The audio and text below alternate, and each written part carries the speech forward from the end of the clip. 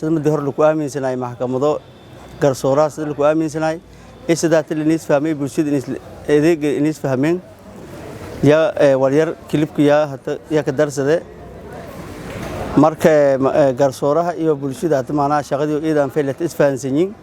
mid hor meel lagu aaminsanay waxyaabo qaldan lagu aaminsanay laakiin hada hukum badan oo lankooy oo iska fahmay jar sida oo hada aramo badan oo niba hada la kulumni إذا ما يبغى لهنيك دواي وان لهنيك شرفي هولين لهنيك دماي سنظام ليس شرف لهنيك دماي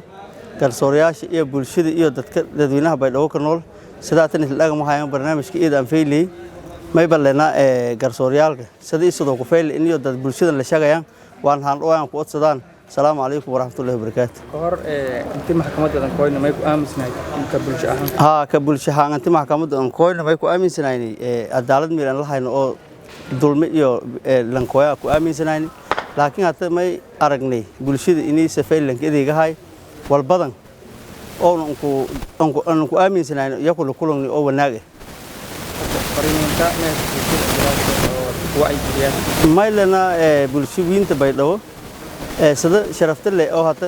garsoorayaasha iyo kaalkaaliyaasha iyo dadka dadka ideegahayaan yaha dhawaaye may baa dhawaaye bulshada maylana sidoo ku aaminsanayni sidoo ku fayl yeelanayeen ideegaha ka dhawaada la